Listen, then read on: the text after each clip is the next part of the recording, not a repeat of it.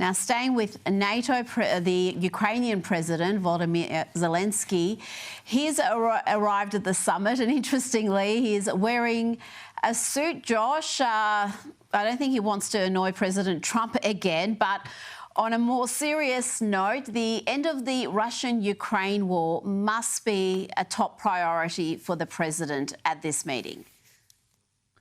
Oh, I think it's his number one priority. I think it is easily his top priority at this current meeting there. Donald Trump campaigned over and over and over again on getting a diplomatic off-ramp, on getting a ceasefire to the Russia-Ukraine war, a war that has gone on for way too long. You know, the media reports incessantly about the various conflicts in the Middle East. All of the wars in the Middle East combined over the past three and a half years pale in comparison, frankly, to the carnage and the death toll there in Eastern Europe. This has been a horrific, brutal war. The country of Ukraine has been set back by at least a half century, if not more, talking about all the young men and women who have been killed, people who have fled. It's just awful. It's absolutely awful.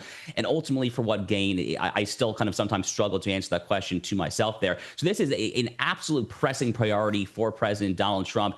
I'm inclined to think, based on what we were just saying about this new red carpet treatment, this new agreement by some of the European powers to vow to raise their defense spending to 5% of GDP, I'm optimistic that maybe, just maybe, the European powers are willing to play ball here and try to convince both Zelensky and Putin to get and sit down at the negotiating table.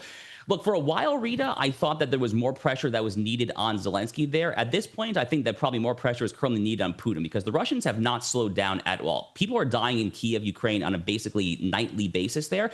So we'll see. I mean, Trump's going to have to be a little tougher at the moment on Putin. Let's see what kind of sanctions are in the works there. But he's going to do everything he can to try and get a peace deal. That I know for sure. Now, just quickly to other news, we had the Democratic Socialist Zoran Mamdani. He declared victory today in the New York City Democratic mayoral primary. An astonishing development, Josh. This man is a radical, and given the demographics of New York City, he's likely to be the next mayor. What a catastrophe.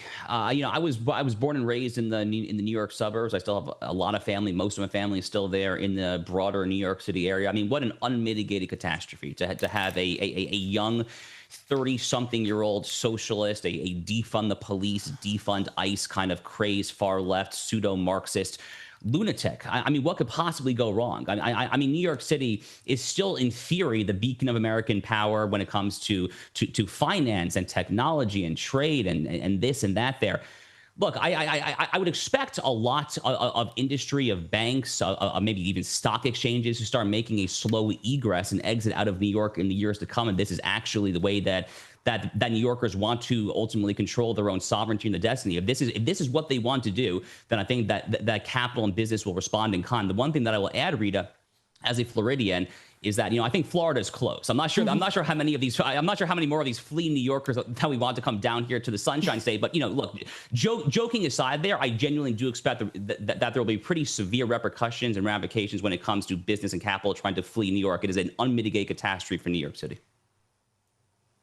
Oh, absolutely. I think property prices in places like Tennessee and Texas and Florida are going to skyrocket. We've already got an influx of New Yorkers going into those states, and I think that's going to increase. But just on this particular character, he appears to have a bit of the Kamalas about him. Have a listen to this.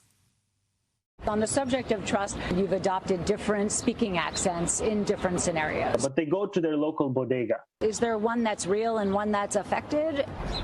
What I would say is, as any immigrant knows, having been born in Kampala, Uganda, and then raised in South Africa and moving here when I'm 7 years old, is there are different parts of my life. A worldwide tour is a worldwide tour is a worldwide tour. Mamdani was talking about a worldwide press tour back when he was a rapper. Bring the flavor to the fish, bring the flavor to the rice. In a Disney movie directed by his mother. Nepotism and hard work goes a long way. Josh, I am lost for words. What can you say? New Yorkers, they keep voting for this. You can hardly feel sorry for them. They keep voting for these types of characters. Josh Hammer, thank you so much for your time.